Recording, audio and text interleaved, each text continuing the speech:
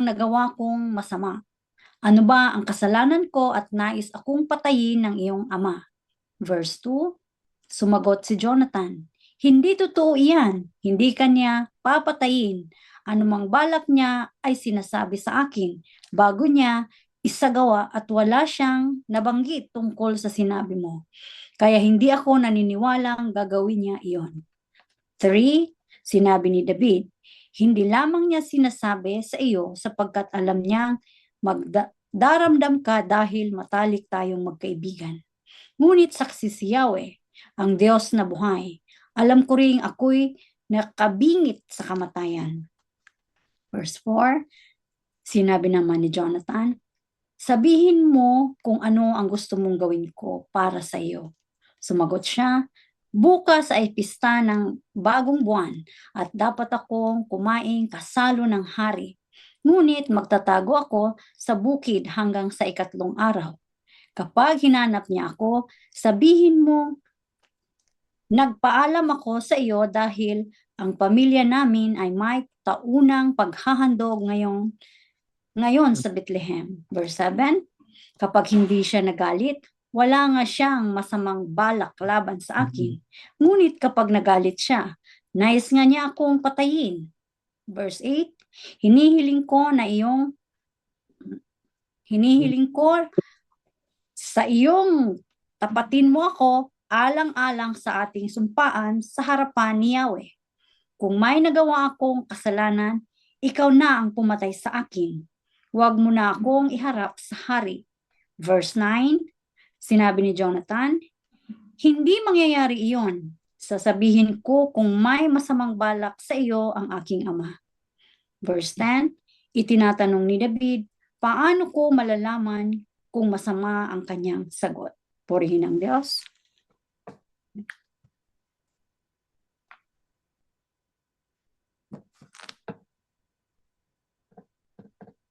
Daisy.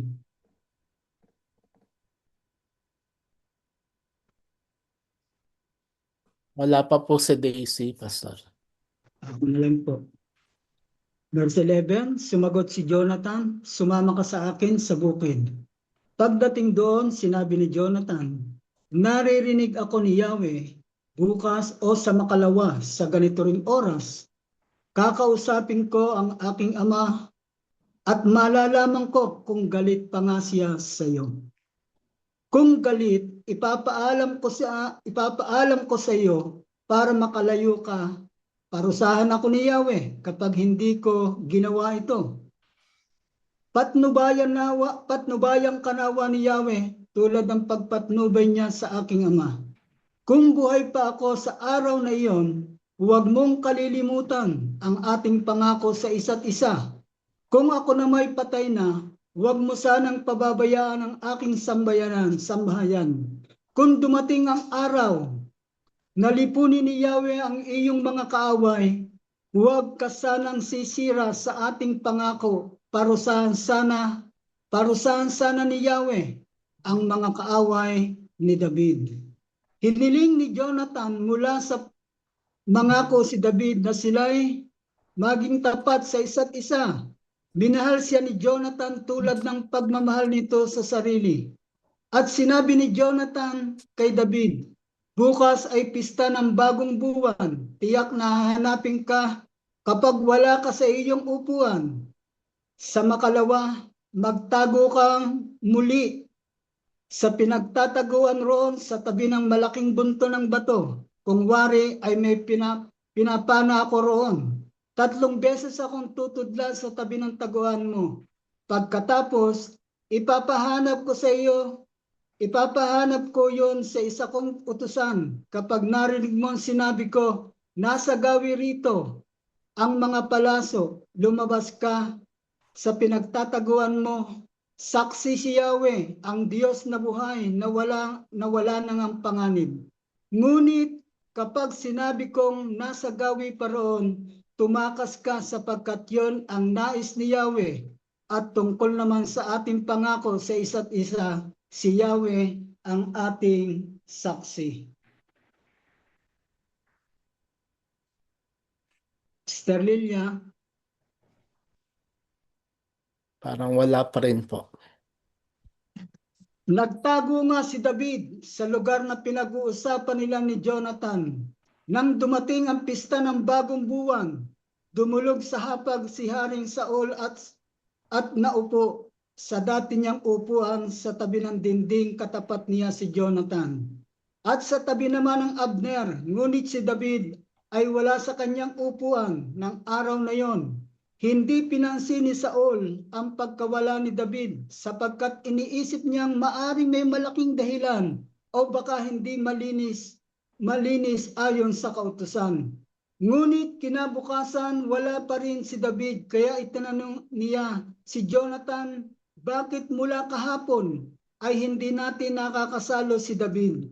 Sumagot si Jonathan, nagpaalam po siya sa akin kahapon sa Arnang Bethlehem. May taunang paghahandog daw ang kanilang sambayanan at pinauwi siya sa kanyang mga kapatid. Kung maaari raw ay payagan ko siya para makita ang kanyang mga kamag-anak, kaya po hindi natin siya kasalo ngayon. Nang marinig ang sinabi ni Jonathan, galit na galit niyang sinabi, isa kang suwail na anak, ngayon ko natitiyak nakampi ka kay David. Hindi mo ba alam na inilalagay mo sa kahihiyan ang iyong sarili pati na rin ang iyong ina? Dapat mong malaman hanggat buhay ang David na yan, hindi mapapasa iyo ang kareyang ito. Lumakad ka ngayon. Ipahuli mo siya at hirap sa akin para mapatay ko. Sumagot si Jonathan, ano po ba ang kasalanan niya at dapat siyang patayin? Sa galit ni Saul, sinibat niya si Jonathan, kaya tiniyak nitong talagang gustong patayin ni Saul si David. Galit na umalis si Jonathan, hindi siya kumain ng araw na yon dahil sa sama ng loob sa ginawang paghamak ni Saul kay David. Kinaumagahan, nagpunta siya sa bukid na pinag-usapan nila ng David kasama ang isa niyang lingkod na batang lalaki. Sinabi niya rito, hanapin mo itong pawawalan kong palaso. Patakbong sumunod ang utusan at pinawala ni Jonathan ang kanyang palaso sa unahan nito. Pagdating sa lugar na binagsakan ng palaso, humiyaw si Jonathan na sa gawi pa roon. Idinulugtong pa niya, dalian mo, huwag ka nang magtagal diyan at nang makuha ng bata ang palaso. Dali-dali itong nagbalik kay Jonathan. Wala siyang kaalam-alam sa pangyayari, ngunit nagkakaintindihan na sina David at Jonathan. Pagkatapos, ang mga sandata ni Jonathan ay pinauwi na niya sa kanyang batang lingkod. Nang makaalis ito, lumabas din si David sa kanyang pinagtataguan 3 beses na yumuko na ang mukha sayad sa lupa, kapwa lumuluha at hinagkan ang isa't isa. Hindi na mapigil ni David ang sarili at siya'y humagulhol. Pagkaraan ng ilang sandali, sinabi ni Jonathan, sige, lumakad ka na, samahan ka nawa ng Diyos, tulungan nawa tayo ni Yahweh na huwag masira ang ating pangako sa isa't isa, pati ang ating mga susunod na lahi magpakailanman. At naghiwalay silang dalawa. Umalis na si David at umuwi na sa lungsod si Jonathan. Purihin po ang ating Panginoon. Ang Diyos ay napakabuti. Hallelujah. Panginoon, kami po ay patuloy na nagpapasalamat, nagpupuri maging sa hapong ito, Panginoon. Maraming pong salamat sa bawat mga talata, Panginoon, na napakaraming kapahayagan sa buhay po ng bawat isa sa amin. Lalong-lalo na po sa pagmamahal ng bawat ng magkaibigan, Panginoon, sa pagmamalasakit, Panginoon. Hallelujah. Nandun po, Panginoon, ang patuloy na malalim na mga pangako ng pagkakaibigan po, Panginoon. Kaya sa pangalan po ng aming Panginoong Hesus, maging sa buhay po ng bawat isa sa amin, maraming pong salamat. Ititon po, Panginoon, ang siyang patuloy na gumawa, Banal na Espiritu, sa buhay po ng bawat isa sa amin. na kami rin ay maging mabuti at tapat na makaibigan po, Panginoon. Salamat po sa iyo, Panginoon. Pagpalain mo po, Panginoon, ang bawat mga nagbasa at patuloy at walang sawang nakikinig ng iyo pong mga salita. Pagpalain mo po sila at patuloy na pagpalain sa pangalan po ng aming Panginoong Hesus. Amen. Hallelujah. Purihin po ang ating Panginoon. Ang Diyos ay napakabuti sa buhay po ng bawat isa sa atin. Sa bawat mga salita na atin pong napapakinggan, may kapahayagan ang Diyos sa buhay po ng bawat isa sa atin. Kaya sa oras na ito, tayo po ay magpapatuloy na sa scripture reading and opening prayer at pangungunahan po tayo ng ating kapatid na si Sister Mildred. Amen. Magandang hapon po muli. Ang ating scripture reading ay makikita sa Awit, chapter 9, verse 1 to 2. Sinasabi dito, pupurihin kita, Yahweh, ng buong puso ko at puso ko. Mga kahangahangang ginawa mo'y ipapahayag ko. Verse 2, dahil sa iyo, ako ay aawit na may kagalakan. Pupurihin kita, O Diyos, na kataas-taasan. Amen? Purihin ang Diyos. Tayo po ay manalangin. Hallelujah, Panginoon. Purihin ka namin, Panginoon, ay tinataas ka namin, Lord, sa hapong ito. Panginoon, maraming salamat po sa mga salita mo at maraming salamat po, Panginoon, sa kabutihan mo at pagbibigay mo palagi ng pagkakataon, Lord, na kami pong muli ay magpupuri sa iyo at makikinig ng iyo pong mga salita. Lord, buksan mo po, Panginoon, ang aming mga puso at isipan sa pakikinig at pag-uunawa ng iyo pong mga salita ngayong hapon na ito. Alisin mo po, Panginoon, ang anumang mga balakid sa pagpapatuloy ng aming mga gawain, Lord. Puspusin mo po, Panginoon, ang bawat isa sa amin, ang iyong banal na espiritu, at linisin mo po, Panginoon, ang bawat isa sa amin upang maging karapat-dapat, Lord, sa pagpupuri sa iyo ngayong hapon na ito, Panginoon. Lord, marami pong salamat sa iyo, Lord, sa pagpapatuloy ng aming gawain. Pumagitna ka po sa amin, Panginoon. Maraming salamat po, Lord. We praise you and honor you. In Jesus' mighty name we pray. Amen. Amen. Palapakan po natin si Lord. Hallelujah. Kaya maraming salamat, kapatid. Pagpalain ka ng ating Panginoon. At tayo po, ihanda na po natin ang ating mga kamay, paa, sa pag-indang, pagsayaw, ang ating mga labi. Bukas po natin ang ating mga bibig at tayo po magpupuri sa Diyos na makapangyarihan sa lahat. At tatawagin ko na po ang ating kapatid na si Sister Beth Albelda. Sister Beth. Magandang hapon po sa inyong lahat, sa ating lahat. Sabi nasa ni Sister Mildred, o Panginoon ko, buong puso kitang pasasalamatan. Kaya ngayong hapong ito, atin pong pasalamatan ng buong buo ang ating Panginoon dahil alam niyo, minsan lang sa isang linggo tayo nagkakasama-sama, yung corporate worship na tinatawag. Kaya ibigay po natin yung ating pinakamainam na Amen. pagpupuri sa ating Panginoon. Amen? Hallelujah! Tayo pong lahat ay tumayo. Sama-sama po tayong magpuri sa ating Panginoon.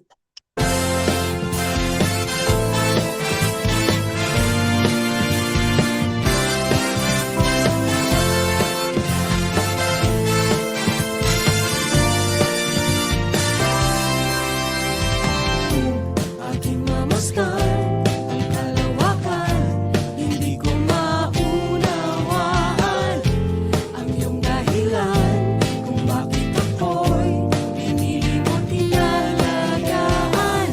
Di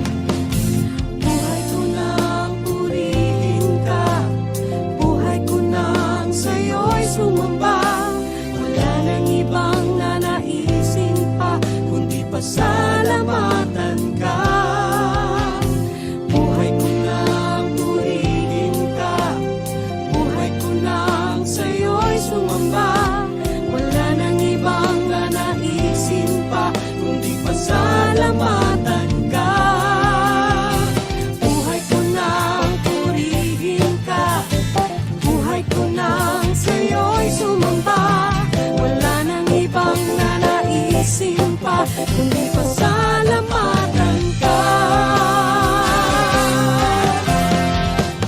Salamat, salamat, O Jesus, sa pag-ibig mo.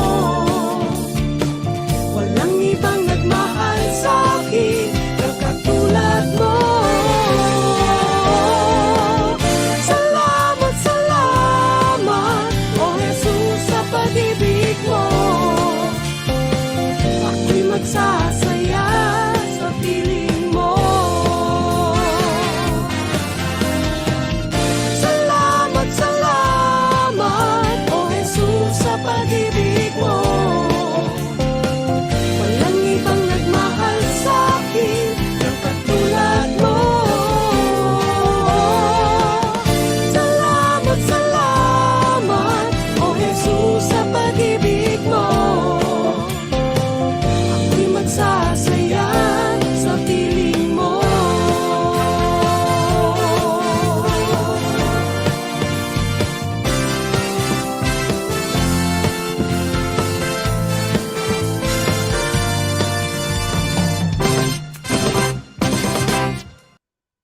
Amen, amen. Panginoon, maraming salamat dahil ikaw lamang ang nagbibigay sa amin ng kagalakan. Sa iyo lamang kami nakakaranas ng pag-asa. Sa iyo lamang, Panginoon, kami nakakaranas ng katagumpayan. Kaya nga sa hapong ito, sama-sama kaming nagpapasalamat sa kabutihan mo at sa katapatan mo sa bawat buhay namin. Indeed, Lord, sa iyong presensya, kami po ay ligtas, nagkakaroon po kami ng kapayapaan at patuloy na nararanasan namin ang kahinahunan ng buhay pagkasama ka namin. Salamat, Lord, dahil kasama ka namin araw-araw sa aming mga buhay. And help us, Lord, to desire more of your presence in our lives upang kami, Panginoon, may maging safe, Panginoon, sa bawat nilalakaran namin sa buhay namin. Pinupuri ka namin sa hapong ito and we continue to worship you, Lord. Hallelujah. Patuloy po tayong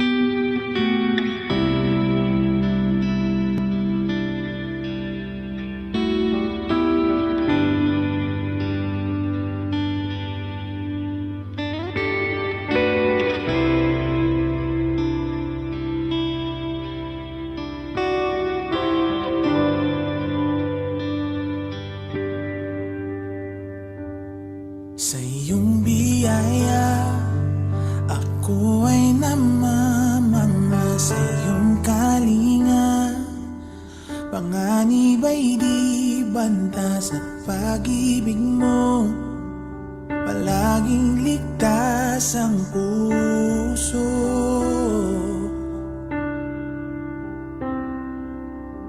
Mangusap ka, lingkod mo'y nakikinig. Sa ingay man, bulong mo'y natatangi. Pag-asa'y ikaw, sa'yo puso ko'y tatahan.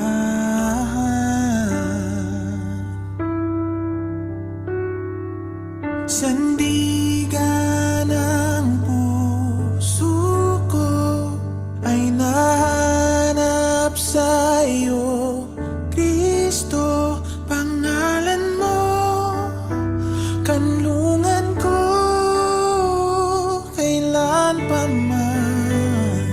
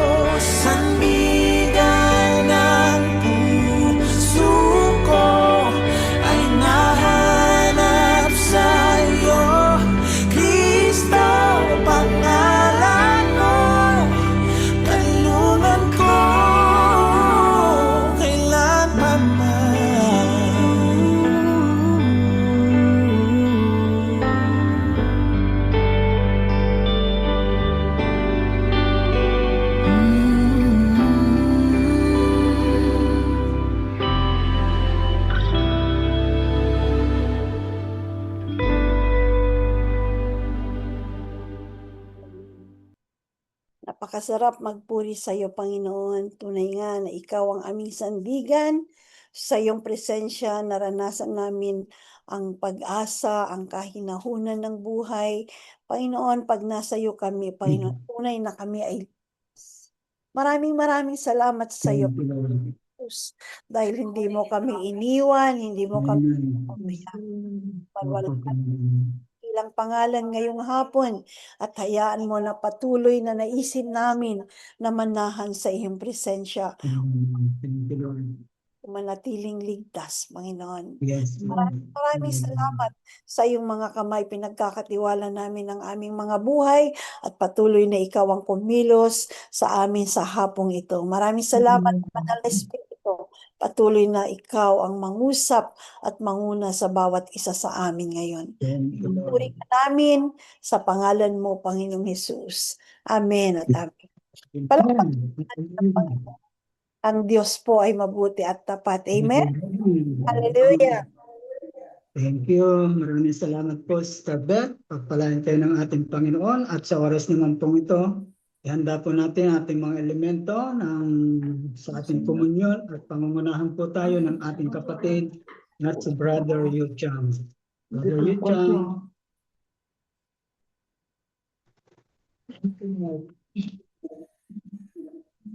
Good afternoon.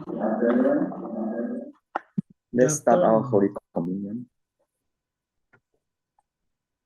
Holy Communion is a sacred ordinance given by Jesus Christ to his followers.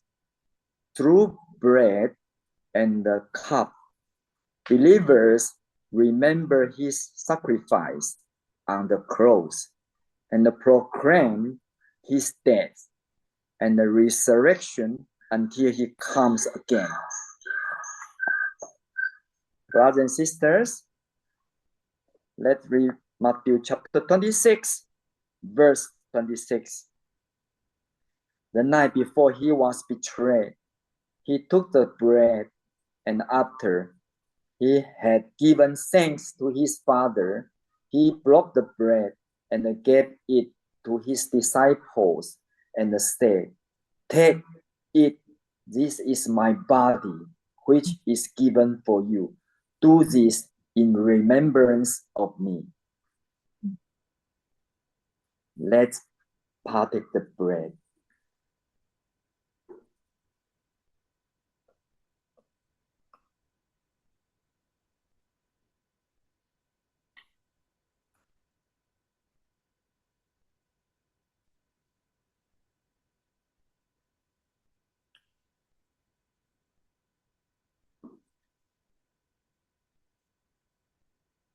Let's pray. Lord Jesus, the bread representing your life that was broken for us, we remember and celebrate your faithfulness to us and to all who will receive you. You took the time for us. You died for us. Thank you, Lord Jesus. Thank you for your everlasting love and unmerited favor. Thank you that your death give us life, abundant life now, and eternal life forever. Let's read Matthew chapter 26, verse 27. When supper was ended, he took the cup, and after he had given thanks to his Father in heaven, and said, "This is a cup of my blood, the blood of the new and the everlasting covenant. It will be shed for you and for many for the forgiveness of sins. Do this in remembrance of me." Let's drink the cup.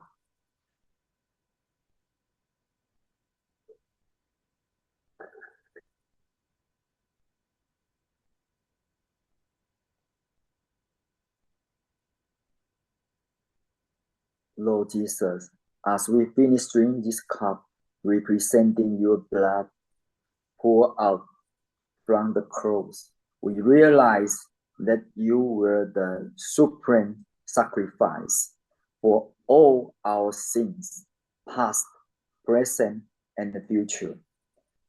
Because of your blood shed for us and your body broken for us, we can be free from the power and the penalty of sins. Thank you, Lord. Let's pray. Heavenly Father, thank you for your love. Lord Jesus, thank you for your victory over death. You took the death that we deserve. You took our punishment.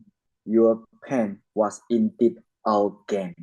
And today we remember and celebrate the precious gift of life you gave us through the blood and your spirit. In Jesus' name, in Jesus, your precious Recording name, stopped. we believe and we pray. Amen. Thank you. Thank you, Brother Yuchang. Hallelujah.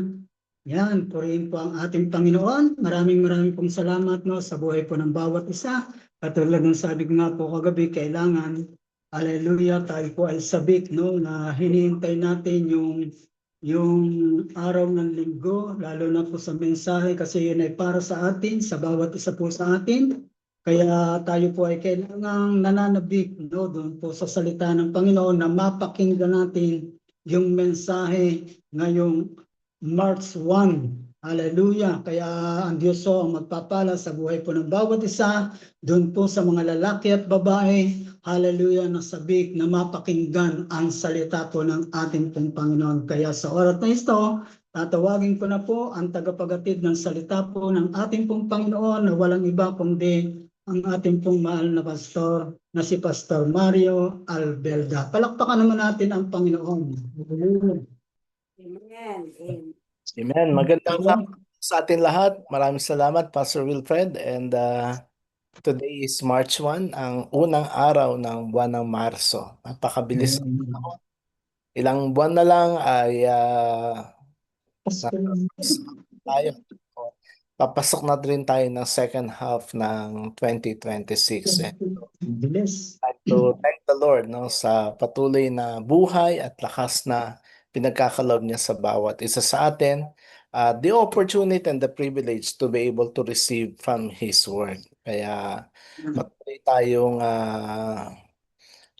maging excited. No? Sabi nga itong ating pag-aaral ng salita ng Diyos ang siyang tinatawag na the most exciting part of every worship celebration. Sige po, tayo po ay manalangin. Hallelujah. Lord, kami po ay lumalapit sa inyo. Nagpapasalamat muli sa pagkakataon that we can be together, Lord, in our corporate worship and declaring your faithfulness, Panginoon, sa aming mga buhay. Salamat din, Panginoon, for the opportunity to be able to once again receive from your word. Salamat po na ang mga salita mo ay nagbibigay ng instruction sa aming mga buhay at ganun din po ng kalakasan at inspirasyon, Panginoon, sa buhay ng bawat isa sa amin. So be with us, Lord, as we ngayon pong buwan ng Marso ay magpapasimula kami ng aming panibagong serye ng aming pag-aaral mula sa inyong mga salita. So we thank you and honor you, Lord. In Jesus' name we pray. Amen. Amen. Amen. So mga kapatid, praise God, kasi last Sunday ay natapos natin yung, sabi nga ni Pastor kanina, napakahabang panahon ng ating pag-aaral. It took us almost about 6 months, although nagkaroon tayo ng break noong December, so more or less mga 5 months na inaral natin yung tinatawag nating 24 vital aspects of a disciple of the Lord Jesus Christ. At ngayon naman po ng buwan ng Marso, I hope na magiging excited din po tayo sa ating learning today kasi magiging maganda po ang series ng ating pag-aaral and it's going to be about the book of James, yung pong aklat ni Santiago. Alam niyo po, meron pong dalawang tinatawag na pag-aaral ng theology. Yung una, tinatawag na systematic theology, kung saan inaaral po natin o kami those who had the opportunity to study from the seminary, meron tinatawag na bibliology, Christology, no, meron ding soteriology, pneumatology, iba't ibang klase ng logi kasi yung word na logi is a study. So sa systematic theology ay meron pong iba't ibang uri ng pag-aaral about the Bible, about God and our major doctrines. Bagamat ito po ay maganda, pero sa akin po ay kasabay po ng pag-aaral ng systematic theology ay yung pong tinatawag na practical theology.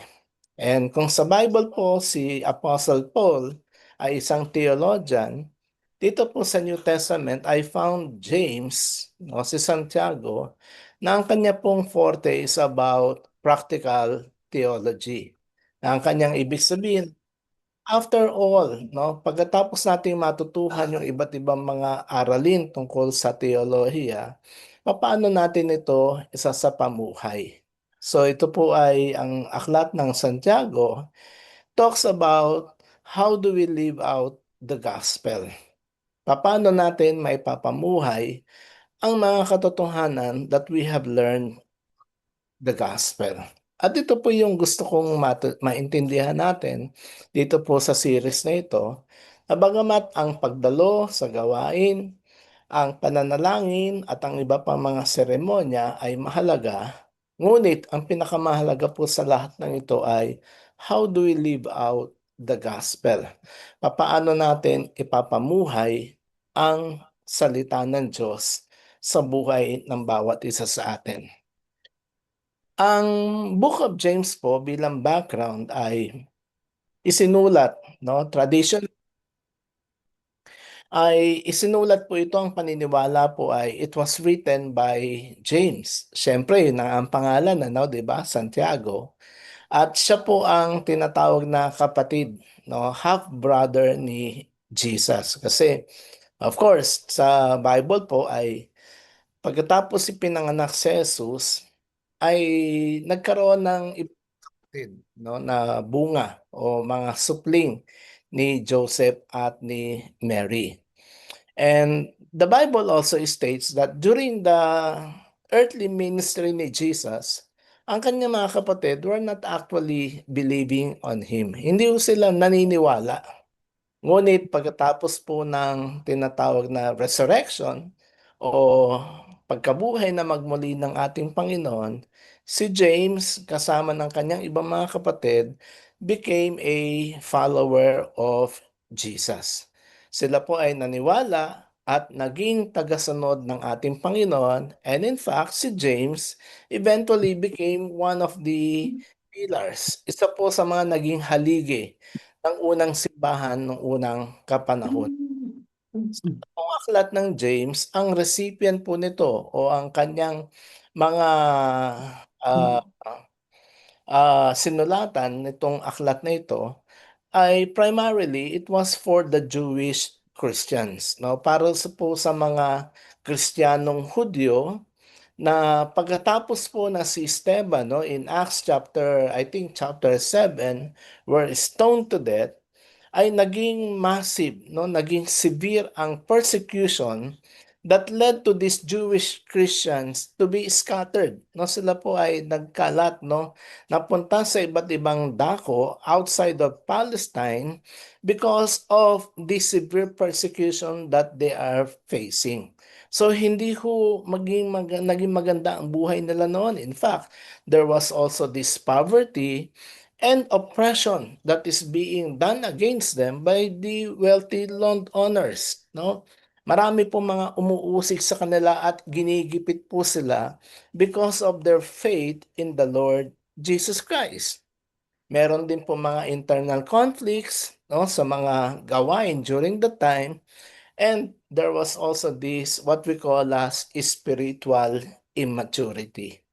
So ito pong aklat na po, ito ay isinulat in order to challenge the early believers during that time para po mapatunayan nila ang kanilang tunay na pananampalataya sa ating Panginoon. So ito po ang layunin, no? para po hamunin ang mga Kristiyano during that time na sa kabila ng maraming mga pagsubok, maraming mga problema, maraming mga pressures, maraming mga conflicts and immaturity. Sabi ni James, it's about time that you prove the authenticity of your faith in the Lord Jesus Christ. Kaya nga po, ang ganda po nito sapagkat dito po sa chapter 1 na ating aaralin ngayon, ay makikita po natin na sa kabila ng mga pagsubok, ng mga problema that the early Christians were experiencing, ay hinamon ni James ang mga Kristiyano na sinasabi niya na sa pamamagitan ng mga pagsubok at mga problema that you are facing or encountering right now, sabi niya, ang inyong mga pananampalataya ay maaaring lumago sa panahon ng mga pagsubok sa inyong buhay. At ito nga po ang magiging tema ng ating pag-aaral this afternoon. No, dahil po sa massive persecution. At sabi nga po natin, during that time, ang mga Kristiyano ho were not living comfortably. Hindi katulad po sa panahon natin ngayon, no? Kahit papano, masasabi natin because of the latest development, the latest technology that we are experiencing, somehow medyo komportable tayo. Pero alam niyo po ba, ang mga Christians during that time, they were not comfortable with their living. They were pressured. Sila po ay ginigipit ng mga tao. They were marginalized. Para bang pag ikaw ay Kristiyano, ikaw ay pahihirapan and your faith will be tested. Kaya po sumulat siya sa kanila.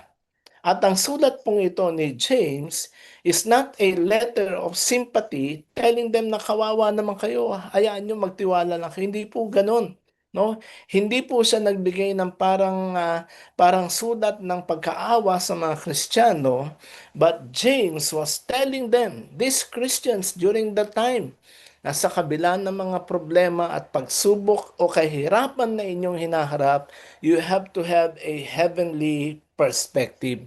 Posible pala na kahit nahihirapan ka, magkaroon ka pa rin ng magandang klase ng pananaw. And James telling them that trials in this life, ang lahat ng mga pagsubok at problema sa buhay na ito ay merong layunin ang ating Panginoon. And that is the same thing that we also believe today. Tayo pong mga Kristiyano ay hindi exempted sa mga problema. Tayo pong mga born again ay hindi exempted sa iba't ibang uri ng mga trials that we are experiencing in our life. Pero tandaan po natin na sa lahat po ng mga pagsubok na ito, sa lahat ng mga problema na ito, ang Diyos ay merong dakilang layunin. Kaya po mahalaga maintindihan natin. From James chapter 1 verses 2 to 8 ay dapat po nating maintindihan ano ba ang dapat natin maging pananaw at papaano tayo tutugon sa mga pagsubok na dumarating sa ating buhay. Tingnan po niyo ang sabi niya sa verses 2 to 8. Mga kapatid, maganda kayo kapag kayo'y dumaranas ng iba't ibang uri ng pagsubok. At dapat malaman na nagiging matatag ang inyong pananampalataya sa pamamagitan ng mga pagsubok. Verse 4, at dapat kayong magpakatatag hanggang wakas upang lubusang maging ganap at walang ano pa, sabi niya dito, ngunit kung ang sino man sa inyo ay kulang sa humingi siya sa Diyos at siya ay bibigyan sapagkat ang Diyos ay sagana, hindi nangungpal. Subalit ang humingi ay dapat magtiwala sa Diyos, alinlangan ay parang dagat ay tinatawid ng hangin kahit saan. Huwag umasang tatanggap ng anuman mula sa Panginoon. Ang tao, ano po yun? Pabago-bago ang isip at hindi alam talaga ang gusto niya. Mga kapatid, reading from these verses, di ba? Parang self-explanatory, no? Na pinapakita po dito ni James, ni Santiago, kung ano ba yung nararapat natin maging tugon kapag ka ang mga pagsubok ay dumarating sa ating buhay. Kaya nga po atin tatalakayin, ano ba ang layunin ng Diyos sa mga pagsubok? And how we Christians today, how do we perceive? Paano ba natin titignan? Paano ba natin dapat tanggapin ang mga pagsubok o ang mga problema, ang mga sufferings, ang mga trials na dumadating sa buhay natin? I'm sure lahat tayo, in one way or the other, meron tayong mga trials na hinaharap sa buhay natin. Amen po ba? Walang exempted sa atin. Lahat tayo meron. Pero ang mahalaga, hindi yung pag-iwas sa mga pagsubok, hindi yung paglayo sa mga problema. Ang mahalaga, papaano natin titignan ang mga pagsubok na ito ayon sa lente o pananaw ng Diyos para po sa ating mga buhay. Una, mahalaga po na tayo ay magkaroon ng tamang attitude towards trials. Ang sabi po ni James, when trials come into your life, kapag dumating ang mga pagsubok, ang iba't ibang uri ng pagsubok sa inyong buhay, sabi niya, count it all joy. Po natin ng verse 2. Ang sabi niya, mga kapatid, magalak kayo kapag kayo'y dumaranas ng iba't ibang uri ng pagsubok. O dito po mga kapatid, very clear, ang sinabi po ng Bible sa atin na merong iba't ibang uri ng pagsubok. Hindi porkit natapos tayo sa isa, wala na tayong ibang haharapin na pagsubok. Kaya nga ang sabi niya, as we face, no, these different trials of many kinds, sabi ng Bible, we have to consider it pure joy. Magalak kayo kapag kayo dumaranas ng iba't ibang uri ng pagsubok. Paano kaya itong magalak? Makikikanta ba tayo kay Freddie Aguilar na tawanan mo ang iyong problema? Hindi po mga kapatid. Ang sinasabi po ng Bible dito ay kapag tayo daw po ay humaharap sa mga iba't ibang uri ng pagsubok, dapat pa rin manatili sa ating mga puso ang kagalakan sa pagharap ng mga pagsubok na ito. Na hindi natin dapat tignan ng mga pagsubok ay parang isang malaking parusa o malaking isang bagay na idinagan sa buhay mo para pahirapan ka. But rather, sabi po rito, we have to be joyful. Maggalak tayo. Why? Because ang trials po ay inevitable. Hindi natin ito maiiwasan. At ito po ay bahagi ng kurikulum sa paghubog ng ating mga buhay bilang mga disipulo ng ating Panginoon. How do we face it? How do we perceive trials in our lives? Ang sabi po dito, dapat ay magkaroon ng pagbabago ang ating mga pananaw tungkol sa issue ng suffering sa ating mga buhay. Meron mga tao na kapag dumaranas ng problema, parang sila po ay binagsakan. Sabi nga, pinagsakloban ng langit ang kanilang buhay na para bang puro kamalasan, puro problema ang kanilang kinakaharap. Mga kapatid, instead of asking why do we suffer, dapat po nating alamin, bakit ba? Ano ba ang purpose ng Diyos sa mga pagsubok na dumarating sa ating mga buhay? Alam niyo po, ang isang sundalo ay hindi nagiging matibay at matatag sa mga labanan kung hindi po sila dumaan sa matinding pagsubok o pagsasanay sa kanilang mga buhay. Ika nga, ang isang mas magaling na kawal ay nakukuha niya ang kanyang galing sa pamamagitan ng training na kanyang tinanggap nung siya ay nagsasanay. It is also the same thing with us.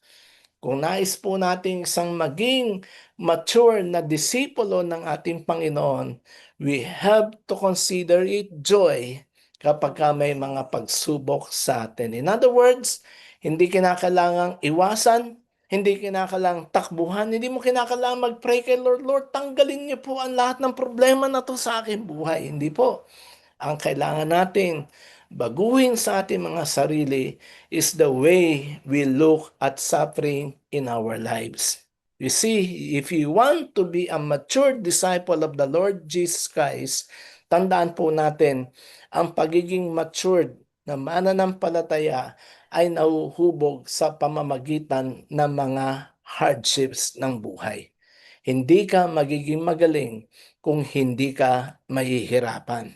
Hindi ka magiging mabuting tao kung hindi ka dadaan sa mga pagsubok. Amen? It doesn't happen overnight. Ito po ay nagaganap, nauhubog ang ating buhay kapag tama ang ating pananaw. Lahat tayo meron ito. Meron tayong pagsubok. Pero dapat lahat din tayo marunong tumanaw, marunong tignan ang mga pagsubok na ito sa pananaw na nakikita ng Diyos para sa ating buhay. Ang sabi po rito, joy is rooted not in the pain itself, but in what God is producing through it. Ang kagalakan daw po ay hindi doon sa mga hirap, hindi doon sa mga pains that we are experiencing in life. Ito po ay nakaugat doon po sa katotohanan na ang Diyos ay may ginagawa maging sa panahon that our faith is being tested. Amen po ba? Meron siyang ginagawa sa panahon na umiiyak ka, sa panahon na nalulungkot ka, sa panahon na ikaw ay nahihirapan. Tandaan mo, merong ginagawa ang Diyos sa mga panahon na yon. That is why we are being told, kapag dumating ang pagsubok sa inyo, mag-alala kayo sapagkat may ginagawa ang Diyos. Pangalawang bagay po, hindi lamang natin we have to consider it with joy, but we have to also know the reason. Ang sabi po dito sa verse 3, ang mga pagsubok na ating pong dinaranas sa buhay ay hindi po para pahirapan lamang tayo, kundi it produces perseverance. No? Ang sino mang dumadaan sa mga pagsubok, ito po ay nagbubunga ng katatagan. Sino po gustong maging matibay at matatag dito? Amen po ba? Di ba? Ayaw natin maging mahina tayo. Ayaw natin maging lampa tayo. That is why we have to know the reason why our faith is being tested. Sabi po sa verse 3, dapat ninyong malaman na nagiging matatag ang inyong pananampalataya. Saan? Sa pamamagitan ng mga pagsubok. Ang pagiging matatag ng ating pananampalataya ay hindi nagaganap sa panahon na tayo po ay maraming pagpapala. Hindi daw po sa panahon na komportable ang buhay natin. Amen po ba? No? Ang katatagan ng ating pananampalataya ay makakamit daw po natin sa pamamagitan ng mga pagsubok na ating hinaharap sa ating buhay. Sa Ingles, sabi po ni Santiago, because you know that the testing of your faith produces perseverance. Hallelujah! No, kapag tayo pala ang ating pananampalataya are being tested, hindi po intention ng Diyos na pahirapan ang ating mga buhay. Yung katotohanan that if our lives are being tested, ang sabi po rito, lumalakas, tumatatag ang ating mga pananampalataya. Kaya po dapat natin gawin. Kapag may pagsubok, tandaan po natin that our faith, ang ating pong mga pananampalataya are being refined. Alam niyo po ba yung mga ginto? Hindi ho agad-agad nakikita ang kadalisayan ng ginto sa isang simpleng pagtingin lamang dito.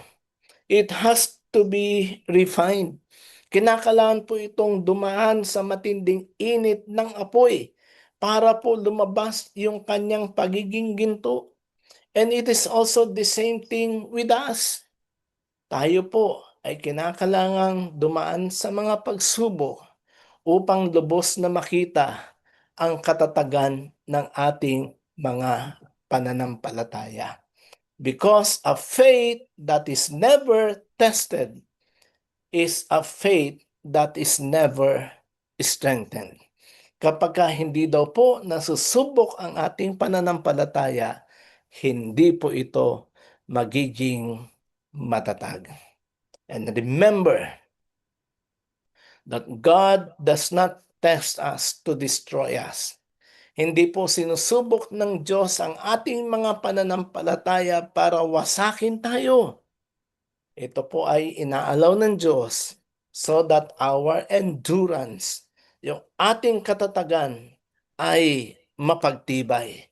Yung ating katatagan ay ma-develop upang sa ganon, sa pagharap natin ng iba't ibang pagsubok, tayo po ay lalong magiging matibay at matatag. And so, perseverance means staying under pressure without quitting. No, na kahit na ang sinasabi nating katatagan, na kahit matindi yung pressure sa inyo, kahit matindi yung problema, hindi uso yung salitang ayoko na. 'Di ba? I'm sure marami tayong iba't ibang mga taong kakilala, nung sila ay pinagpapala, maraming blessings sa buhay. Praise the Lord! Aba, pagkatapos ng mga pagpapala at dumating ang mga pagsubok, ang praise the Lord naging erase the Lord. Yes, the Lord. Kalimutan ng Diyos dahil sa mga problema na kanilang na-encounter sa buhay. Mga kapatid, huwag tayo maging katulad ng ibang mga manggagawa. Para bang sa mga manggagawa, di ba? Sa mga kumpanya. Minsan nag-uusap kami, nasabi ng anak namin, Daddy, ang bilis mag-resign ng ibang mga tao. Ibang mapagalitan. Bakit kaya ang bilis nila mag-resign? Mapagalitan mo lang, mapagsabihan mo. Bukas, magpapaalam na ayaw na magtrabaho. Alam niyo, ito po yung mga klase ng mga tao na hindi nagiging matibay sa kabila ng mga pressure ng buhay nila. And so, if you want to grow on your faith, mga kapatid, wag yung konting problema, ayaw na tayo kay Lord. Amen po ba? Wag yung konting pagsubok, ayaw na natin magsimba. If you want to grow on your faith, you have to be intentional. Kinakailangan gawin natin, sikapin nating magtagumpay sa bawat pagsubok ng ating mga buhay. Ang sabi po rito, our trials reveal whether our faith is superficial or steadfast. Yun daw pong mga pagsubok na ating kinakaharap ang siyang magpapakita, ang magpapahayag o magpapatunay kung yung bang pananampalataya mo ay totoo o hindi. Gets niyo po ba mga kapatid? No? Ang pananampalataya daw po natin ang siyang magpapatunay kung peke ba, kung class A lang yung pananampalataya mo o totoo. So, we have to be joyful. We have to consider it with pure joy when we encounter different trials. Sabi rito, sa mga pagsubok, tumitibay ang ating pananampalataya. Bakit may mga pagsubok? Why does God allow these trials and testing in our life?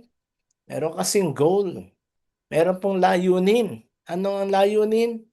That each one of us will be able to gain maturity and completeness in the Lord.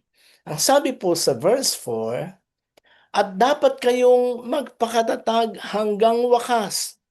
Kayo'y maging ganap at walang pagkukulang.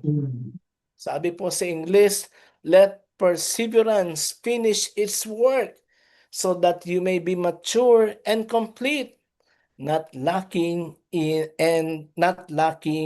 anything. Ibig po sabihin mga kapatid, ang sabi po rito, di ba? Hanggang kailan tayo dapat magpakatatag? Hanggang wakas. Ba? Hanggang sa isang linggo, hanggang sa isang buwan? Hindi po. Di ba? Kaya sabi Christians, bakit ganun? Born again na ako, faithful naman ako kay Lord, nag-o-offering ako, nagtatides ako, nagsisimba ako, pero bakit may problema ako? Mga kapatid, ang sabi po rito, kailangan tayong magpakatatag. Hindi sa isang araw, hindi sa isang linggo, hanggang wakas, upang sa ganun ay maabot natin ang pagiging ganap at walang pag-okulang. In other words, James is telling us, hey people, kung inakala nyo yung problema, season na lang, o minsan lang, nagkakamali kayo, tuloy-tuloy yan. But, you have to be persevere. You have to persevere para pag naging matatag kayo, maabutin nyo ang goal ng ating tinatawag na spiritual maturity. Magiging ganap at walang pagkukulang. Alam niyo yung word na mature, hindi ho ito nakabatay sa ating physical age. Hindi porket matanda ka na, matured ka na. Hindi rin naman dahil matagal ka ng quote-unquote Christian, matagal ka nang umaattend sa church, ibig sabihin mature ka na. Ang maturity po, ang ibig pong sabihin na to ay yung spiritually naging ganap ka na. That you have become fully developed and that your character has been developed. Kasi po mga kapatid, si Lord are more concerned in our character than our comfort. Mas gusto ho, mas binibigyan ng pansin ng Panginoon ang ating pong character, ang ating ang ating buong rather than, no? Rather than yung pong ating mga panlabas na kaanyuan lamang o mga panlabas na yung tinatawag natin external na mga katangian sa ating mga buhay. And normally, ang mga taong dumadaan ng mga pagsubok, they understand the fact that trials are God's tools in shaping their Christ-like character. Mga kapatid, tayo pong lahat, sabi nga po natin, ang ating goal ay maging katulad ng ating Panginoon. Amen po ba? Oh, ang kanyang character, the way that he lived his life with others, the way that he ministered to people. Yun po yung ating goal, maging katulad, maging kawangis ng Panginoon. And even the Lord Jesus Christ himself, dumaan siya sa mga pagsubok and he was able to obtain o experience victory over trials sa kanyang mga buhay. Again, ang mga pagsubok ko are not meant to break us, but to build us. Meron po mga kaya pala moments. Kasi di ba meron tayong iba't ibang mga nararanasan sa buhay natin. Minsan meron tayong mga desires na nabibigo tayo. Meron tayong mga bagay na gustong mangyari sa buhay natin na nabibigo tayo. Hindi natin naaabot yung mga bagay na gusto natin. Pero when we come to realize, pagkatapos ng ilang panahon na hindi natin naiintindihan, bakit may mga pagsubok, bakit may mga problema ganito sa ating mga buhay, after a while, we will realize at masasabi natin, kaya pala hindi inalaw ng Diyos ang bagay na ito kasi meron siyang gagawin sa akin. Kung hindi ka nagkasakit, kung hindi mo naranasan ang himala ng Diyos, will you be able to testify to others na ang Diyos ay mabuti? Kaya nga nare-realize mo, kaya pala ganito ang nangyari sa akin. Kaya pala ako dumanas ng trial na ito kasi merong mensahe ang Diyos sa akin. You see mga kapatid, we become more stronger. We become more mature kapag may mga pagsubok sa ating mga buhay. And the good thing with God is that pag may mga pagsubok, sinasabi niya sa atin, hindi kita gustong pahirapan, hindi kita gustong wasakin, but I want you to be built up. Mga kapatid, si Lord, hindi lang tayo sinusubok, kundi binibigyan niya tayo ng provision. Ano yung provision niya? Hindi niya tayo pababayaan, no? Kasi dito sa verse 5 to 8, merong sinasabi si James na kapag tayo po ay dumadaan sa mga pagsubok ng buhay, what can we do? Sabi niya, we can ask for God's wisdom. Ano po ang sabi rito sa verse 5? Ngunit kung ang sino man sa inyo ay kulang sa karunungan, humingi siya sa Diyos at siya ay bibigyan. Sapagkat ang Diyos ay nagbibigay ng sagana at hindi nanunumbat. Alam niyo po yung karunungan, hindi ho ito katulad ng kaalaman. Hindi ho ito yung edukasyon lamang, kundi ang karunungan is applied knowledge. No, yung pagharap sa iba't ibang mga season ng ating mga buhay. Verse 6, sabi rito, subalit, ang humingi ay dapat magtiwala sa Diyos at huwag mag-alinlangan, sapagkat ang nag-aalinlangan ay parang dagat na itinataboy ng hangin kahit saan. Verse 7, sabi po rito, huwag umasang tatanggap ng anuman mula sa Panginoon. Sino? Ang mga taong pabago-bago ang isip at hindi alam kung ano talaga ang gusto niya.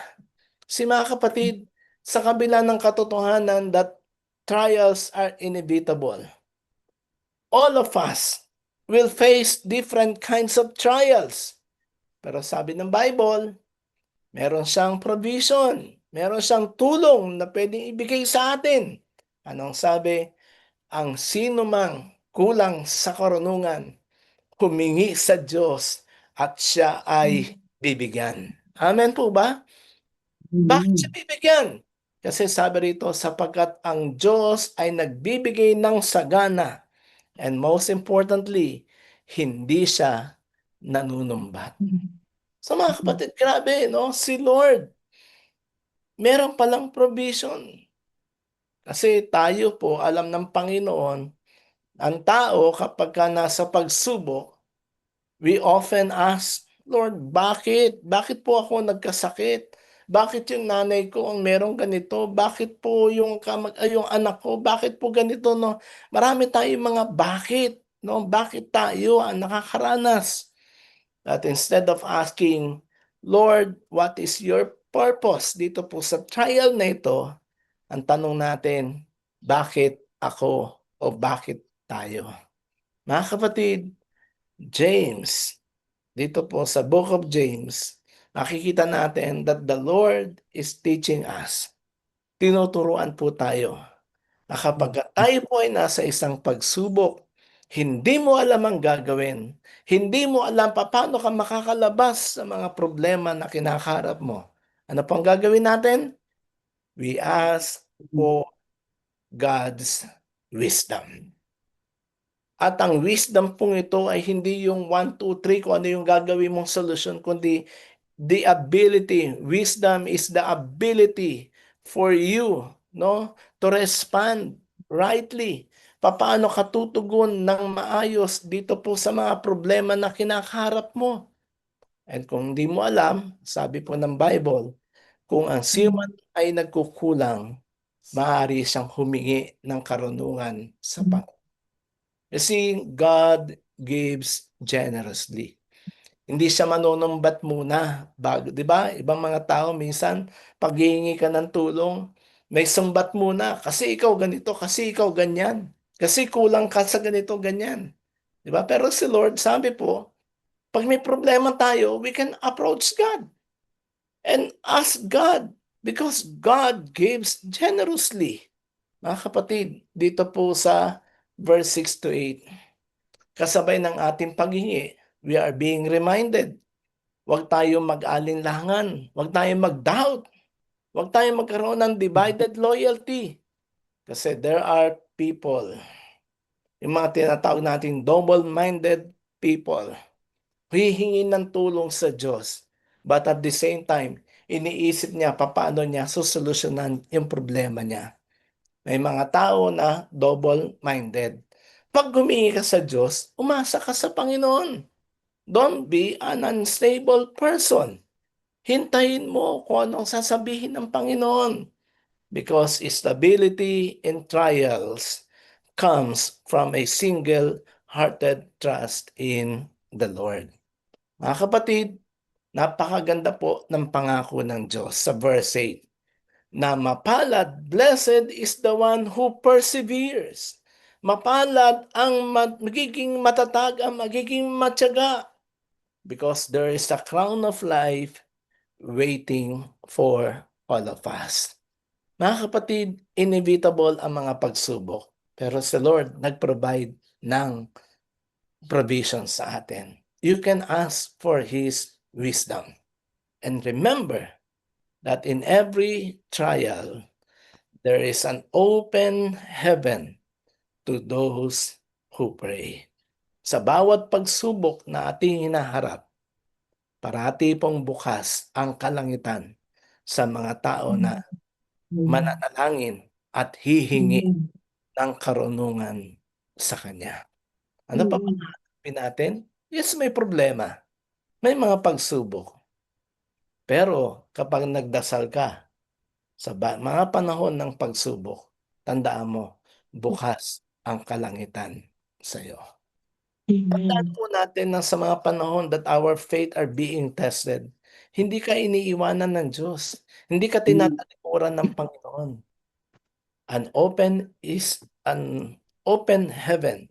Heaven is open to those people who will pray and ask for God's wisdom.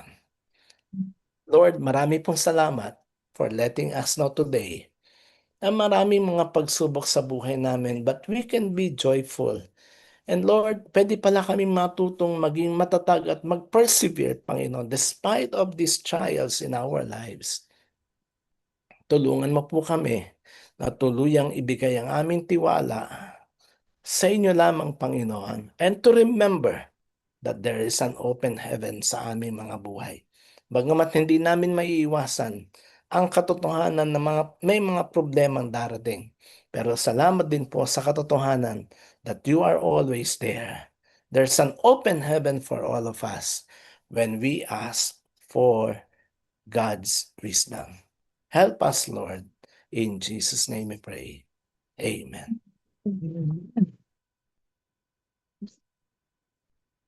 Amen. Maraming pong salamat, Pastor, sa isang napakagandang mensahe na hinatid ng Diyos sa pamamagitan nyo. Mga kapatid, nakikita ba nyo ako? Tingin kayo dito.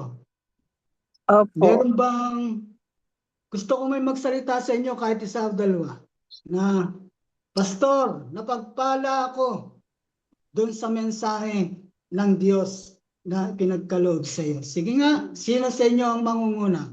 Yung bukal nandun sa puso nyo. Kasi ako, napagpala ako eh. Kasi alam nyo, di ba kagabi nga, patuloy na inuulit ko kagabi, sabi ko, dapat malayo pa lang yung Sunday, no? Nandun yung pananabik mo. Amen. Doon sa mensahe.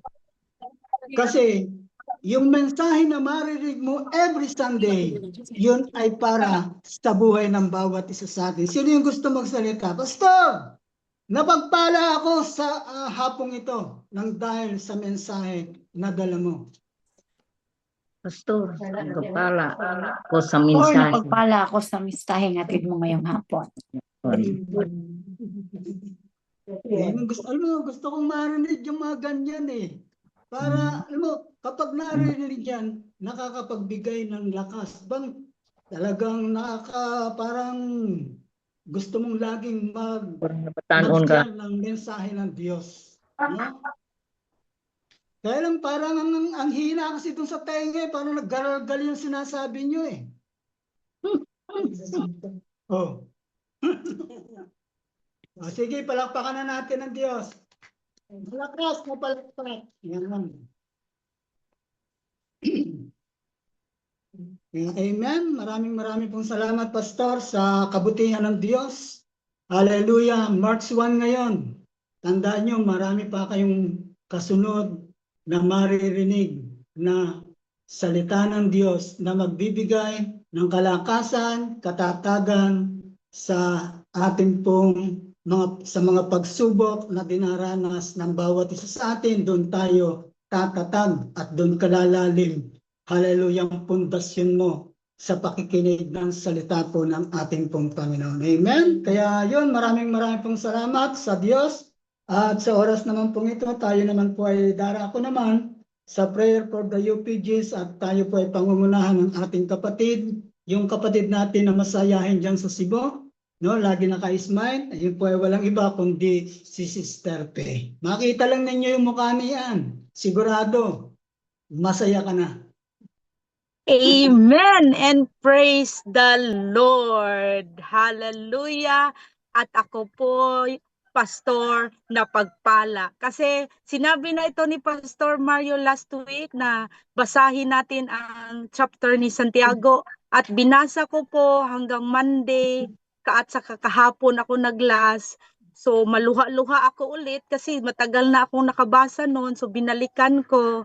And amen, I was very overwhelmed. The Holy Spirit is, sabi ko nga, ganito pala si Santiago, no? Lord, help me, guide me ng buong wisdom. Yung character niya is very, grabe, very amazing talaga yung character niya. Dapat mabuo sa bawat isa natin yung character ni Santiago at yung mensahe ni Pastor Mario sa atin ngayon. Thank you mga kapatid. At tayo po ay bumalik sa ating prayer for the UPG, ang ating mga kapatid sa Turkmenistan. Hallelujah. Ang lugar na ito, ang Turkmenistan, ay tinuturing na North Korea of Central Asia. So para itong North Korea dahil sa tindi ng kontrol sa relihiyon. Ang mga specific hardship po nila ay forbidden Bibles. Bawal ang pag-import ng Turkmenistan nila na Bibles. Hindi sila pwede or kahit kanilang language po, wala po. Kapag nahulihan sila ng mga Christian, kahit mga Christian literature, pwedeng magmulta ng malaki or makulong sila. And ang pangalawa po, workplace pressure. May mga report na ang mga state of employees ay pinipilit pumirma ng resignation letter kung ayaw nila. Kung ayaw nilang pumirma, itatakwil ang kanilang faith.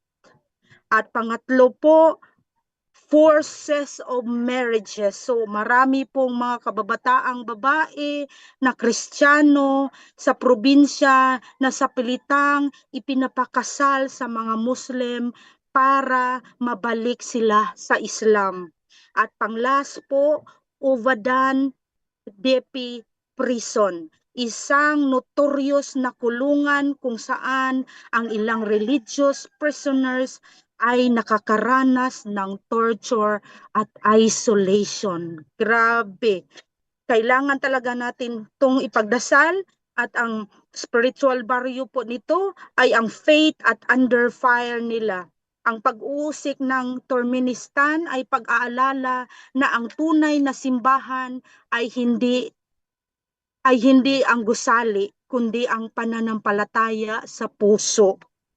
It teaches us the value of perseverance. Hallelujah, pagtiyatiyaga at kahalagahan ng pagpahalaga sa kalayaang sumamba na tinatamasa natin. Hallelujah mga kapatid, example nito kahit online tayo, buksan po natin ang ating mga puso. Yes, kahit nasa online tayo, kasama natin si Lord. Huwag niyo pong ismulin itong pag-online natin kasi ako nga, nabago nga ako.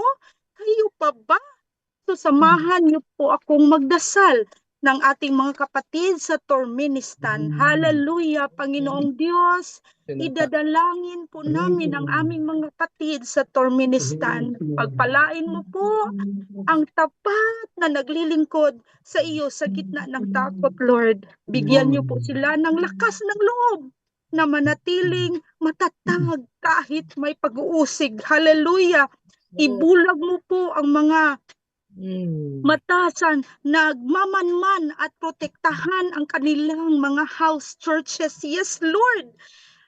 at magpadala kayo ng paraan para makabasa sila ng mga salita ng Diyos, ng mga Bibles sa sarili nilang wika. Yes, Lord. Naway iparamdam mo nila na hindi sila nag-iisa, Father God. Hallelujah. Sa pangalan ni Jesus. Amen. Amen. Thank you, Lord. Amen. Salamat, kapatid, Sister Pe. Pagpalain ka ng ating Panginoon. At sa oras naman pong ito, tayo naman po ay darako naman sa ating pong pagkakaloob sa gawain po. Pangungunahan po tayo ng ating kapatid na si Sister Grace. Sister Grace. Amen. Sister Grace. Amen. Amen. So ngayon pong hapon, napakabuti ng Panginoon dahil ang mga taga House of Refuge ay sila po ay nagpapacheck sa kanilang mga puso. So ngayong hapon po ang ating offering verse ay makikita po sa Luke 16 verse 15. Sabi po dito, he said to them, "You are the ones who justify yourselves in the eyes of others, but God knows your hearts.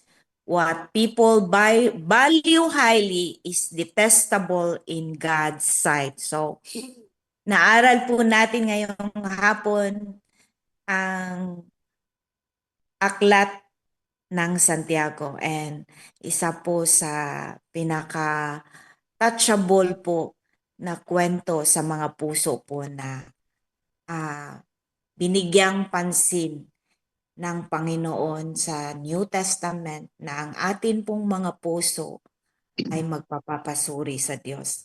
So sa atin pong tithes and offering, anong connection po dito?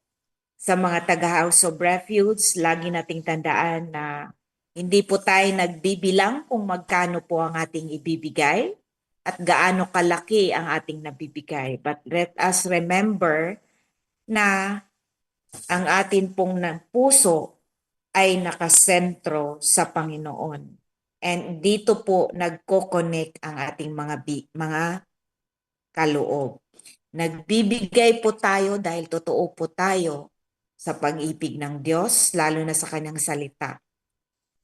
And kahit may mga pagsubok, yun nga, patuloy po tayo nasa sentro ang ating mga puso. So, hindi po tayo nagpa-express sa ating amount, but the Lord, lagi nating sasabihin and we pray na examines our heart. So, mga kapatid, ngayong hapon, maraming salamat sa dala ninyong kaloob at nawa ang Panginoon pa rin ang laging nakasentro sa ating mga puso kung paano natin dadalhin ang ating mga tithes and offering.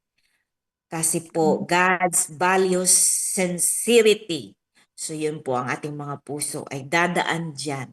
Kaya lagi tayong magpipray dahil binabatikos ang mga churches, ang mga pastor, ang mga Kristiyano about this amount. But remember na the Lord loves and bless the cheerful giver. Kaya mapapalad tayo dahil meron tayong korona na matatanggap sa Panginoon.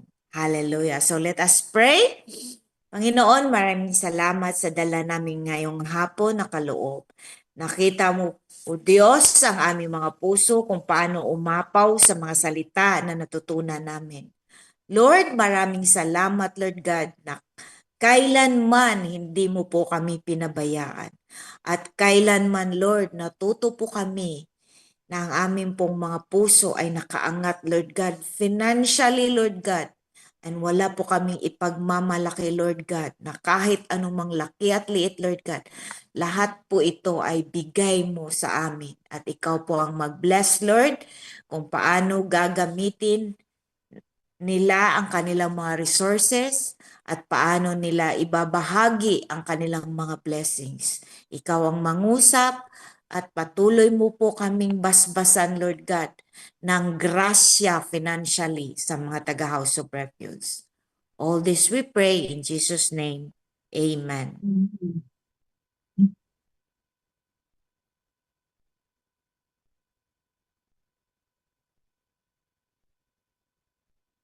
So sa mga taga-Taiwan, you can give your tithes and offering sa kay Kuya Yutsang.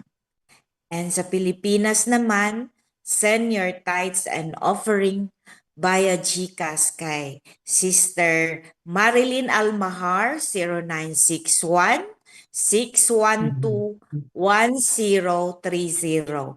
Sa Alegria naman, meron tayong kapatid dyan na kay Sister Maricel, kay Sister Pe, or kay Sister Isabel. God's love, a faithful and cheerful giver. Napaka-bless po talaga ng mga taga-House of Refuge dahil ang puso po nila ay mabuti. Hindi na sila po sinasabihan. Alam na nila ano ang sinasabi ni Lord sa kanila. Kaya thank you po kay Lord sa lahat ng bagay. Amen. Yan, salamat Sister Grace. Pagpalain ka ng ating Panginoon. At ngayon naman po, tayo po ay darako na sa doxology and benediction. Pangunahan po tayo ni Sister Lilia. Ay, hindi, kung pa pala. Prayer for donation and closing prayer. Sorry, atong muna po tayo ni Sister Daisy.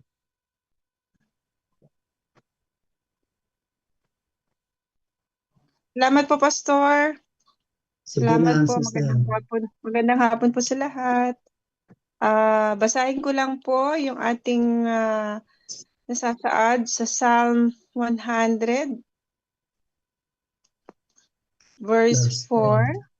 Sabi po dyan, pumasok sa kanyang templo na ang puso'y nagdiriwang, umawit, nagpupuri sa loob ng dakong banal. Purihin ang ngalan niya at siya'y pasalamatan. Yes, Lord, tunay nga po, Panginoon, na talagang ika'y aming pasasalamatan, Panginoon. Ngayon sa hapong ito, Lord, mga kapatid, samahan niyo po ako sa panalangin natin sa ating Panginoon at ang ating damhin ang kanyang presensya sa bawat isa sa atin, sa ating mga buhay. Yes, Lord. Muli po, Panginoon, Lord, salamat po ng marami, Panginoon, sa lahat ng blessings mo, Lord, sa lahat ng mga pinagkaloob mo sa aming mga provisions, Panginoon. Lord, salamat po. Salamat po sa buong family namin, Panginoon. Salamat po, Lord, sa lahat ng blessings, Lord, sa maliit man na bagay o malaking bagay, Panginoon. Tunay nga po, Panginoon, na dapat na ikaw ay aming pasalamatan, Panginoon, sapagkat alam namin, Lord, lahat ng aming mga natatamo sa aming buhay, Panginoon, sa bawat pamilya namin, Panginoon, ay lahat ng ito, Panginoon, ay nagmumula sa iyo, lalo na sa iyong kabutihan, Panginoon. Yes, Lord, Panginoon. Hallelujah, Lord. Kami po ay lumalapit sa iyo, Panginoon, at humihingi sa iyo, Panginoon, ng kapatawaran, Lord, sa bawat mga pagkakamali at pagkukulang namin sa iyo, Panginoon, sa mga nagagawa naming mga kasalanan, Panginoon, sa aming mga kapwa, Panginoon. Higit sa lahat, Panginoon, sa iyo, Lord, sa bawat mga pagkukulang namin sa iyo, na minsan kami po ayan nawawala po sa landas. Kaya po, Panginoon, kami po ay nanunulog sa iyo, Panginoon, na patuloy mo po kaming gabayan, Panginoon, sa aming araw-araw ng aming pamumuhay, Lord.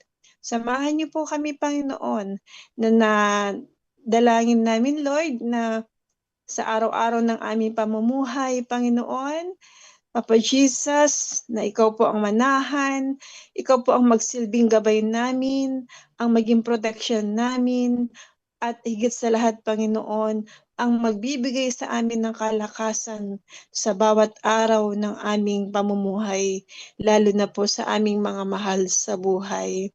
Ganon din po ang aming mga pastors and leaders, Panginoon. Patuloy din po namin inaalay sa iyo, Lord.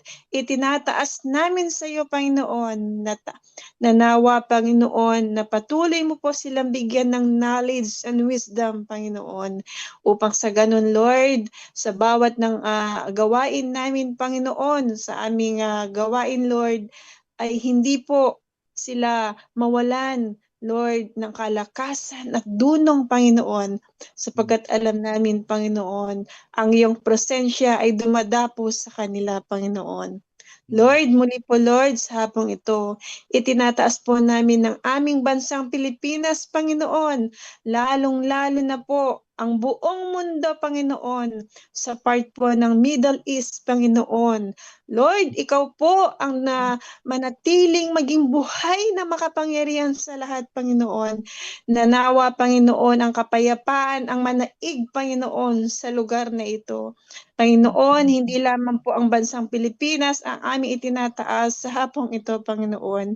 Nawa, Panginoon, ang kapayapaan, Lord, ang manaig sa lugar ng bansang Iran, ng Israelite, Lord, ang Dubai, ang Kuwait, Panginoon.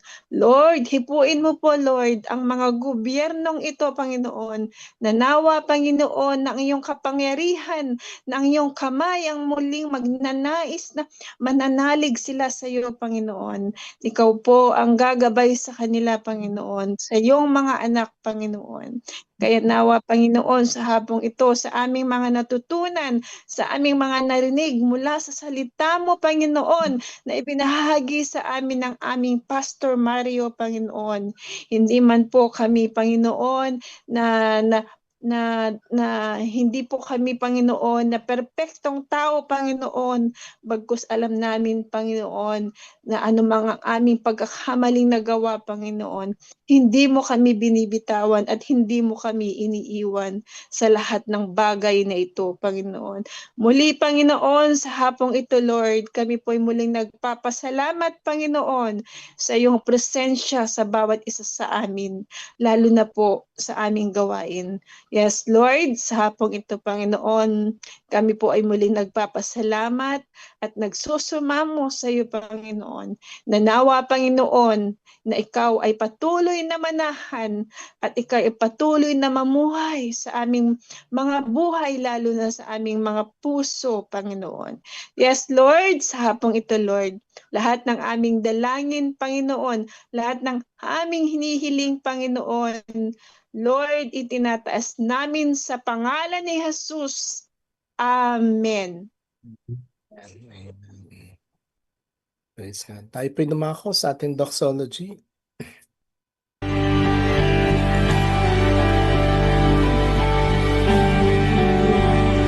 Praise God from whom all blessings flow. Praise Him, all creatures here below. Praise Him above, ye heavenly hosts. Praise Father, Son, and Holy Ghost.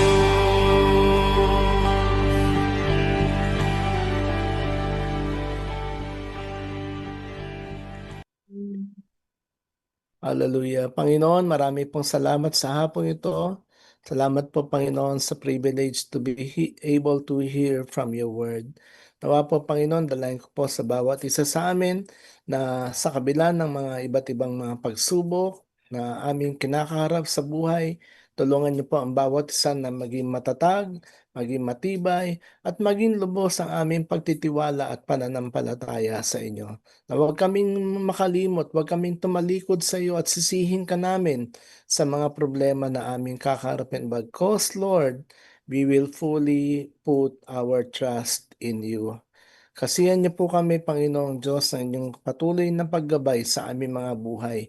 Na anumang mga pagsubok na to, Lord, ikintal namin sa aming mga kaisipan na ikaw ang Diyos sa makapangyarihan at bukas ang inyong kalangitan para sa mga taong tumatawag sa inyo. Tulungan mo po kami, Panginoong Jesus, na sa pagharap namin ng mga pagsubok na ito, ay lalo naming sikapin na maging matibay at matatag upang maabot namin ang layuning maging tuluyang ganap at kompleto sa aming buhay bilang isang mananampalataya. Banal na Espiritu, hiniling po namin ang kapangyarihan mo to empower us, O Lord God, na at kami ay hihingi ng karunungan mula sa inyo upang lubusang magtagumpay ang bawat isa sa amin sa iba't ibang uri ng pagsubok, maging kakulangan sa buhay, karamdaman, problema sa mga relasyon, ano pa mang uri ng mga problema at pagsubok. Alam po namin kami ay magtatagumpay if we will fully put our trust in you. We thank you and we love you, Lord. Thank you for the opportunity that we can be, Lord God, identified with you, our Lord Jesus Christ. Be with us at gamitin mo kami maging pagpapala sa buhay ng ibang mga tao. Maging Jonathan din kami sa ibang mga David. At bigyan mo kami ng mga David sa aming mga buhay din, Panginoon. Para po sa ganon ay lubusan namin maipahayag ang inyong pag-ibig sa ibang mga tao. Thank you and praise you, Lord. In the name of Jesus Christ, we pray. Amen. Amen. Praise God, mga kapatid. And gusto kong encourage kayo kasi mahaba-habang lakbayin pa ang Book of James. Tularan natin yung ginawa ni Fe. Basahin natin, no? Kasi 4 na kabanata lang yun. Pero we will try to, anong tawag doon? Yung hihimayin natin ang bawat talata para mas ma-enjoy natin ang mga sustansya na hatid ng salita ng Diyos para sa atin. Ang pinakamalaga ay hindi lamang yung kaalaman, kundi karunungan that we can apply para tayo ay maging ganap at kompletong mananampalataya. Sino magko-commit, magbabasa ng Book of James? Amen. Si Nanay Estrella sa Cebu. Si ano na nga bang pangalan ni yung nasa gitna, anong pangalan? Gracelyn. Gracelyn. Si Gracelyn. Si Archel, ha? So, ayan, sa Cebu, syempre si Archel, no? So, basahin natin, aralin nyo, at kung meron kayong mga katanungan tungkol sa mga bababasa ninyo, ay ating tutugunan, no? Ang importante ay may apply natin itong mga things that we are learning from the Word of God. Amen? Amen po. Yan po. Amen. Kaya sana mabasa natin. Kahit paulit-ulit, Fe, no? Hanggang sa talagang ma-internalize natin. Okay, next Sunday po i-announce ko kung kailan yung ating discipleship training na mag-i-start. So, definitely, ito po ay sisimulan na natin ngayong buwan ng Marso. Okay, God bless you mga kapatid. Let's continue to pray sa mga kababayan natin, kamag-anak ninyo na nasa Middle East, na protection ng Panginoon will be upon them at wag na mag-escalate. Kasi kahit malayo tayo, alam nyo, somehow apektado tayo. Kasi ngayong Tuesday, sigurado, skyrocket ang taas ng presyo ng mga gasolina, ng mga crudo, ng lahat. Kaya apektado tayo in a way. Kaya panalangin natin na sana matapos na to, matigil na. At wag nang lumala pa na maging kumalat sa iba't ibang bayan. So mag-ingat po tayong lahat at nawa ay maging matibay tayo at matatag sa pagharap ng mga pagsubok. God bless you po. Shalom. God Shalom. bless po. Salamat po. Bye.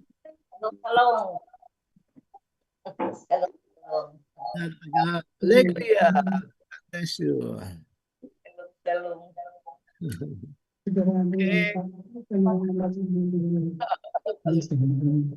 Isang magandang asawa. Shalom po, hindi talong ha. Shalom. Shalom. Kapanamaan ng Panginoon ay Shalom. Shalom. Shalom, shalom. Talong. mura ang talong ngayon, mura. Magtorta na kayo. Barato ang talong ngayon.